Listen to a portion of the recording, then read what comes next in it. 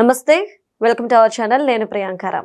Bhogapuram international airport ఇప్పుడు test trials సక్సెస్ఫుల్గా అయింది. మరి నెక్స్ట్ అంటే ఈ జూన్కి అఫీషియల్గా ఓపెన్ చేయబోతున్నారు. ఆ తర్వాత ఇక ప్రయాణాలు అవి కొనసాగుతాయి. మరి ఇంటర్నేషనల్ ఎయిర్పోర్ట్ వచ్చిందన్న ఆనందం ఎంతోసేపు లేదు. ఎందుకు అంటే జగన్మోహన్ రెడ్డి గారు దీని క్రెడిట్ కూడా ఆయన తీసుకోవడం కోసం విశ్వ ప్రయత్నాలు చేస్తూనే ఉన్నారు. ఎలాంటి ప్రయత్నాలు అంటే భోగాపురం ఎయిర్పోర్ట్ తీసుకొచ్చింది ఆయనే. ఇప్పుడు చెప్తున్నమాట ఆయన కృషి వల్లే ఇది సాధ్యమైంది. ఆయన క్రెడిట్ని ఇటు కూటమి ప్రభుత్వం దొబ్బేయాలని చూస్తుంది. ముఖ్యంగా చంద్రబాబు నాయుడు గారు ఆ రోజు డేటా సెంటర్ని తిట్టారు. ఎందుకు అన్నారు, గోడౌన్ అన్నారు. ఈరోజు మళ్ళీ ఆ డేటా సెంటర్ మేమే తీసుకొచ్చాము అన్నారు. ఇలా ఏపీకి ఏది వస్తున్నా అది మాదే క్రెడిట్ అంటున్నారు. అలానే భోగాపురం ఎయిర్పోర్ట్ మనకెందుకు, రైతులు భూములు ఇవ్వకండి అని చెప్పేసి ప్రతి ఒక్కరిని ఏ విధంగా మాట్లాడారో, ఏ విధంగా రెచ్చగొట్టారో అది అందరూ చూశారు. మళ్ళీ ఇప్పుడు వచ్చి ఇది మాది అని చెప్పేసి అంటున్నాను. అసలు జగన్మోహన్ రెడ్డి గారు ఏం చెప్తున్నారు? అసలు ఒకవేళ నిజంగా ఇది నాది, నేనే ఈ పనులు ప్రారంభించాను అని జగన్మోహన్ రెడ్డి గారు చెప్తున్నారు కాబట్టి అసలు అప్రూవల్స్ అన్నీ ఎప్పుడొచ్చినాయి, అసలు జగన్మోహన్ రెడ్డి గారి పాత్ర ఇందులో ఎంత మేరకు ఉంది అనేది తెలుసుకునే ప్రయత్నం చేద్దాం. మనతో మాట్లాడడానికి ప్రముఖ పొలిటికల్ అనలిస్ట్ అప్పసాని రాజేష్ గారు ఉన్నారు. ఆయన అడుగుదాం. నమస్కారం సార్. నమస్కారం సార్. భోగాపురం ఎయిర్పోర్ట్ ఇది కూటమి యొక్క క్రెడిట్ అంటున్నారు. ముఖ్యంగా చెప్పాలంటే చంద్రబాబు నాయుడు గారి క్రెడిట్ అని చెప్పేసి ప్రతి ఒక్క రాజకీయ నేత, ప్రతి ఒక్కరు ఆంధ్రప్రదేశ్ పౌరులు చెప్తున్నమాట. కానీ జగన్మోహన్ రెడ్డి గారు అండ్ ఆయన టీం చెప్తుంది ఏంటి అంటే ఇది మా వైసీపీకి సొంతం క్రెడిట్, జగన్మోహన్ రెడ్డి గారిది చంద్రబాబు నాయుడు గారు లాక్కుంటున్నారు అని చెప్పేసి. ఎంత కష్టపడ్డారో గడ్కరీ గారికి తెలుసు అని చెప్పి వాళ్ళు చెప్తున్నమాట. అసలు ఈ భోగాపురం ఎయిర్పోర్ట్ ఎప్పుడు స్టార్ట్ అయింది, ఎవరి హయాంలో దీనికి అప్రూవల్స్ వచ్చాయి, ఇందులో జగన్మోహన్ రెడ్డి గారి పాత్ర ఏంటి, ఎంతవరకు ఉంది, వీటి గురించి కొంచెం క్లియర్గా చెప్పండి సార్. మనకి పల్లెటూళ్ళలో కొంతమంది ఉంటారు. వీళ్ళకేంటంటే ఎవరింట్లో అన్నా వాళ్ళు సంతోషంగా ఏదైనా ఒక శుభకార్యం చేసుకోబోతున్నారు అని అంటే వీళ్ళకి కడుపులో ఎక్కడలేని సెగలు బగబగమంటూ ఉంటాయి. వాళ్ళ రెక్కల కష్టంతో వాళ్ళు సంపాదించుకుంటారు, వాళ్ళ ముద్దాళ్ళు తింటూ ఉంటారు. వాళ్ళ పిల్లల పెళ్ళిళ్ళు లేకపోతే ఒక ఇల్లు కట్టుకోవడమో ఒక వేడికి ఏదైనా వాళ్ళ ఇంట్లో చేసుకుంటుంటే వీడికి వచ్చే నష్టం లేదు, కష్టం లేదు.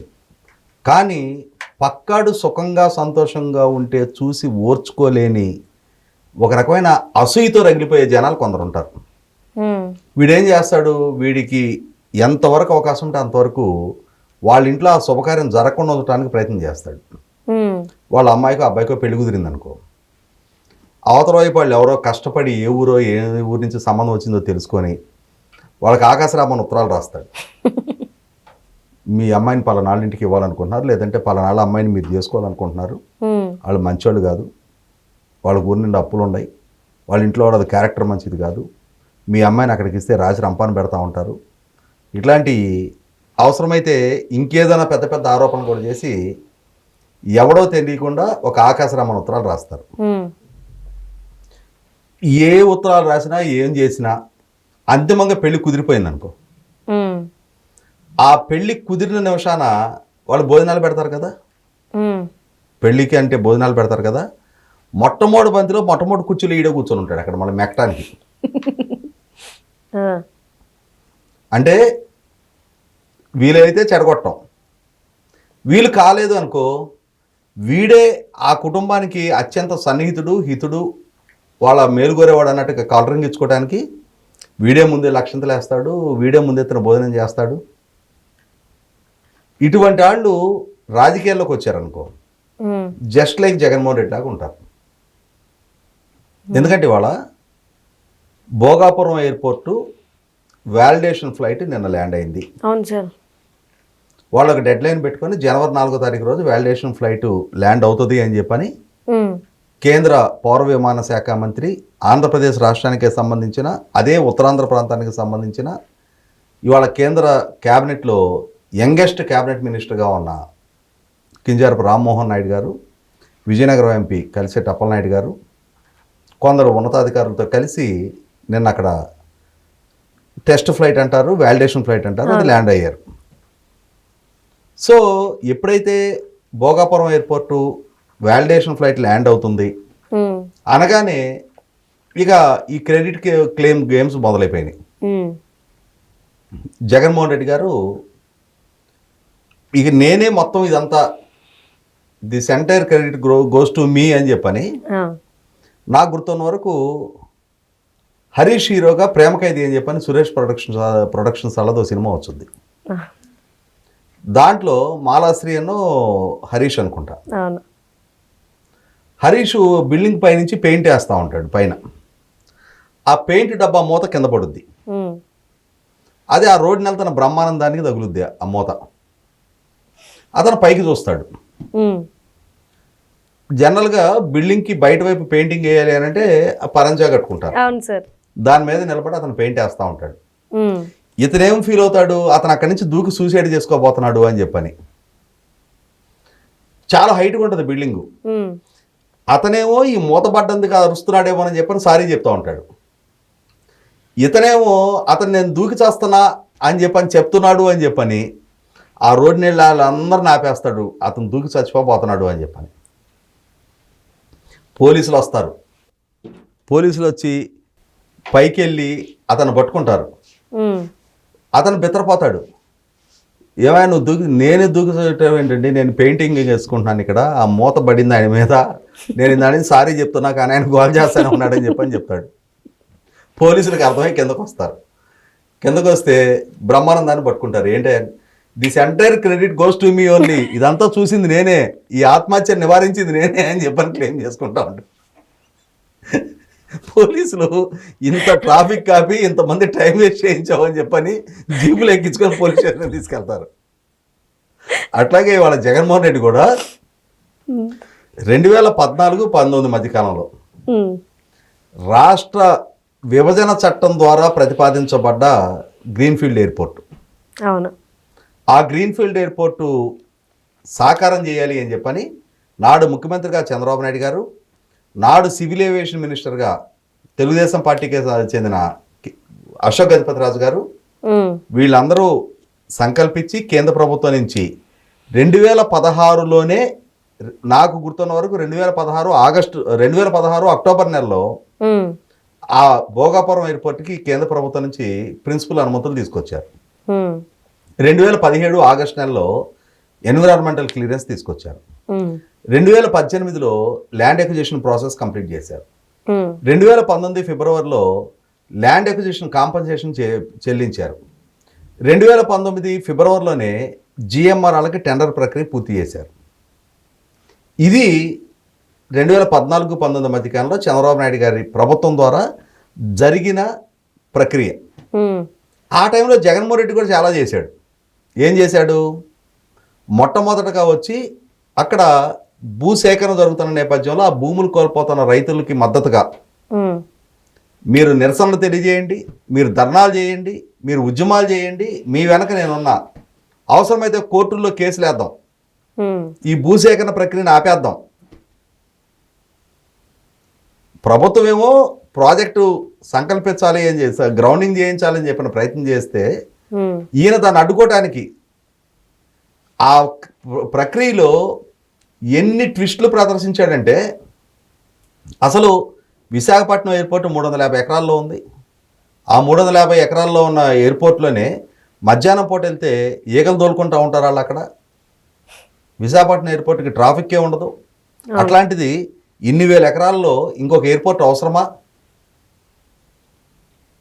ఆ విశాఖపట్నం ఎయిర్పోర్టు నావల్కి సంబంధించిన ఎయిర్పోర్ట్ అనేది కూడా అతనికి తెలియదు. నావీ వాళ్ళకి సంబంధించిన ఎయిర్పోర్ట్ అది. దాన్ని సివిల్ అవసరాలకు కూడా వాడుకుంటా ఉన్నారు. అదే సందర్భంలో ఆయన ఏం చెప్పాడు, అసలు విశాఖపట్నం ఎయిర్పోర్ట్ నుంచి ఈ భోగాపురం అనేది ఇప్పుడు భీమిలి నుంచి 5 కిలోమీటర్ల దూరంలో ఉంటుంది. కేవలం 20 నాటికల్ మైళ్ళ దూరంలో ఉంటుంది. ఒక్కో నాటికల్ మైలు 1.862 కిలోమీటర్లకు సమానం. అంటే సుమారుగా 20 × 1.862 ఎంత అవుద్ది, 37.4 కిలోమీటర్లు అవుద్ది. కానీ ఈ మహానుభావుడు ఏమని చెప్పాడు తెలుసా, 45 కిలోమీటర్లు అని చెప్పాడు. ఇంకొక అడుగు ముందుకేసి అసలు చెన్నై ఇంటర్నేషనల్ ఎయిర్పోర్టు 1283 ఎకరాల్లో ఉంది. ఆ దిగువనే కేరళ రాజధాని కొచ్చిన్లో 800 ఎకరాల్లో ఇంటర్నేషనల్ ఎయిర్పోర్ట్ ఉంది అన్నాడు. నాకు ఒక్కసారికి ఉలిక్కిపడ్డా నేను. ఎందుకంటే చిన్నప్పటి నుంచి మేము హై స్కూల్ ఏజ్లో ఉన్నప్పటి నుంచి జనరల్ నాలెడ్జ్ పరీక్షలు పెట్టేవాళ్ళు. రాష్ట్రాలు, రాజధానులు, అవును. రాష్ట్రాలు ముఖ్యమంత్రులు, రాష్ట్రాలు గవర్నర్లు ఇవన్నీ మాతో చదివించేవాళ్ళు. అప్పటి నుంచి చదువుకున్నది కేరళ రాజధాని త్రివేంద్రం, తిరువనంతపురం అని చెప్పని చదువుకున్నాం. కానీ జగన్మోహన్ రెడ్డి గారు మాత్రం ఆయన ఆంధ్రప్రదేశ్కి 3 రాజధానులు పెట్టినట్టుగా కేరళకు కూడా త్రివేంద్రంతో పాటుగా కొచ్చిన్ కూడా ఒక రాజధాని చేసేసాడు. అసలు త్రివేంద్రం ప్రస్తావన లేదు, కొచ్చినే రాజధాని చేసేసాడు ఆయన. అంటే అంతటి పాండిత్య ప్రదర్శన చేశాడు. ఇంకా పైగా రైతుల్ని ఎన్ని విధాలు రెచ్చగొట్టాలో అన్ని విధాలు రెచ్చగొట్టాడు. బుర్రున్నాడు ఎవడైనా సరే 25 కిలోమీటర్ల దూరంలో ఇంకొక ఎయిర్పోర్ట్ కడతాడా, అవసరమా అన్నాడు. ఈ రైతుల చేత కోర్టులో కేసులు వేయించాడు. ఈ వేసిన ప్రాసెస్లో ప్రభుత్వం ల్యాండ్ అక్విజిషన్ ప్రాసెస్ కంప్లీట్ చేసి వాళ్ళకి నష్టపరిహారం చెల్లించిన 2019 మే 30 ఈ జగన్మోహన్ రెడ్డి ముఖ్యమంత్రిగా బాధ్యతలు చేపడితే 2021 దాకా కోర్టుల్లో ఇవి పరిష్కారం కాల. కోర్టుల్లో పరిష్కారం అయిన తర్వాత కూడా ఈ జిఎంఆర్ఆర్ని అడ్డుకునే ప్రయత్నం చేశాడు. వాళ్ళకి ఏం చెప్పేవాడు కారణం, అక్కడ ఎన్నికల ప్రచార సందర్భంగా ఎయిర్పోర్ట్ అథారిటీ ఆఫ్ ఇండియా వాళ్ళు రాష్ట్ర ప్రభుత్వానికి ఎక్కువ స్టేక్ ఆఫర్ చేస్తే Chandrababu Naidu airport authority of India government సంస్థ కాబట్టి వాళ్ళైతే లంచాలు ఎవరు అని చెప్పని జిఎంఆర్ వాళ్ళని తీసుకొచ్చాడని చెప్పని విమర్శలు చేశాడు. మరి నువ్వు ముఖ్యమంత్రిగా బాధ్యతలు చేపట్టిన తర్వాత మరి మళ్ళీ అదే జిఎంఆర్ సంస్థ తోటి 2023 ఎందుకు శంకుస్థాపన చేశావు? అంటే 2019 మే 30 ముఖ్యమంత్రిగా నువ్వు బాధ్యతలు చేపడితే 2023 దాకా ఏం చేస్తున్నావు నువ్వు? ఎందుకని ఆ ప్రాజెక్టు గ్రౌండింగ్ అవడానికి నీ వైపు నుంచి ప్రయత్నం జరగలేదు? 2016 నుంచి ప్రక్రియ మొదలుపెట్టి 2019 నాటికి principal approval, environmental clearance, land acquisition process, land acquisition compensation, tender ప్రక్రియ మొత్తం చంద్రబాబు నాయుడు గారి హయాంలో ముగిచ్చేస్తే నువ్వు సృష్టించిన అడ్డంకుల కారణంగా, నువ్వు పెంచి పోషించిన విద్వేషాల కారణంగా, నువ్వు రగిల్చిన విద్రోహ చర్యల కారణంగా ఆ ప్రాజెక్టుని 2023 దాకా శంకుస్థాపన కూడా నువ్వు చేయలేకపోయావు. నీ టెన్యూర్ పూర్తయ్యేటప్పటికి 25% కూడా పనులు పూర్తి కాదు అక్కడ. ఈ ప్రభుత్వం అధికార బాధ్యతలు చేపట్టిన 18 నెలల్లో 70% అదనంగా పనులు చేసి ఇవాళ 96%కి చేర్చారు. ఇంకొక 4% పెండింగ్ ఉంది. ఆ 4% కూడా ఫిబ్రవరి మార్చి నాటికి పూర్తి చేసేస్తాము. ఈ ట్రయల్ రన్స్ ఇవన్నీ సక్సెస్ఫుల్గా కంప్లీట్ చేసుకొని జూన్కి అధికారికంగా ఓపెన్ చేస్తామని చెప్తున్నారు. అంటే ఇక మళ్ళీ మొదలు పెట్టారు. నేను ఇందాక చెప్పినట్టుగా చెడగొట్టడానికి ఎన్ని ప్రయత్నాలు చేయాలి అన్ని ప్రయత్నాలు చేసి ఇక ఇది సాధ్యపడదు, మనం చెడగొట్టే ప్రయత్నం చేసినా కూడా వాళ్ళు సంబంధం కుదుర్చుకున్నారు, పెళ్లి చేసుకుంటున్నారు అనగానే అరే మనం మళ్ళీ బంతికుడి మిస్ అయిపోతామని చెప్పని ముందెళ్ళి మామూలుగా పల్లెటూరు అచ్చ తెలుగు భాషలో మాట్లాడుకుంటే బంతిలో వాతిలో కూర్చున్నాడు రా అంటారు. అంటే ఆ మొట్టమొదటి కుర్చీలో కూర్చున్నవాడిని వాతిలో కూర్చున్నాడు అంటారు. అట్లా కూర్చొని అంగిట్లోకి ఏలు పెడితే అందేదాకా మెక్కొచ్చే రకాలు అడ్డుకోవడానికి ఎన్ని ప్రయత్నాలు చేయాలి అన్ని ప్రయత్నాలు చేసి ఇవాళ క్రెడిట్ కోసం ప్రయత్నం చేయటం, ఈయన ఒక ప్రయత్నం చేసి ఒక ట్వీట్లు పెట్టడం, దాన్ని అందిపుచ్చుకొని ఇక వాళ్ళ గుడివాడ అమర్నాథులు, వాళ్ళ నాయకులు, వాళ్ళ సోషల్ మీడియా, వాళ్ళ సొంత మీడియా, వాళ్ళ చేతిలో ఒక పాంప్లెట్ లాంటి ఒక పేపర్ ఉంది కదా అని చెప్పని దాంట్లో అంటే వాళ్ళ ఉద్దేశం ఏంటి అంటే మనం ఏం చెప్తే అదే ప్రజలు నమ్ముతారు. మనం నంది అంటే నంది అని ప్రజలు నమ్ముతారు, పంది అంటే పంది అనే ప్రజలు నమ్ముతారు తప్ప మనం మాట్లాడిన వీడియోలు ఇవాళ విస్తృతంగా చలామణి అవుతూ ఉన్నాయి. అవును సార్. ఆ రోజు మనం ఎప్పుడెప్పుడు ఏ రోడ్డు దగ్గర ఏ పాటలు పాడామనేది ప్రజల మస్తిష్కాల్లో ఇప్పటికీ జ్ఞాపకాలుగా మిగిలే ఉన్నాయి. అలా మిగిలి ఉన్నాయి కాబట్టి అదే విశాఖపట్నంలో మన ఎంపీ అభ్యర్థిని 5 లక్షల ఓట్ల మెజార్టీతో ఓడించారు. ఆ జిల్లాలో ఒకళ్ళని 94,000 తోటి, ఒకళ్ళని 92,000 తోటి, ఇద్దరిని హైయెస్ట్ 1 and 2 మెజార్టీలతోటి అక్కడ ప్రజలు గెలిపించారు. ఇవన్నీ మర్చిపోతున్నాడు ఆయన. మర్చిపోయి నేనే సర్వం సహా, నేను ఏ ఉద్బోధ చేస్తే, నేను ఏ ప్రవచనాలు వల్లిస్తే వాటినే ఈ రాష్ట్రం ఫాలో అవుతుంది, ఆచరిస్తారని చెప్పని భ్రమలో బతుకుతున్నాడు. కాబట్టి రాష్ట్ర ప్రజానీకానికి ఒక స్పష్టత ఉంది.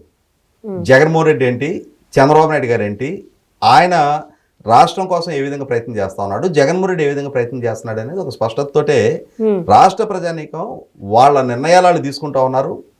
2019 నాడు జగన్మోహన్ రెడ్డి చేసిన ప్రచార ప్రభావంతో మనం భ్రమ పడితే పడి ఉండొచ్చేమో కానీ 2024 నాటికే మన విఘ్నతతోటి మనం ఏ తీర్పు అలా తీర్పిచ్చాం. జగన్మోహన్ రెడ్డి అంటుకో వాళ్ళ ప్రచారాలను చేసుకోమను, మనకి వాస్తవం తెలుసు కదా అనే అభిప్రాయంతో ప్రజలు ఉన్నారు. అంతే. కానీ ఆ ప్రజలు రియలైజేషన్ని, వాళ్ళకున్న రాజకీయ చైతన్యాన్ని జగన్మోహన్ రెడ్డి అర్థం చేసుకోలేకపోతున్నాడు. Okay, right. Thank you so much sir.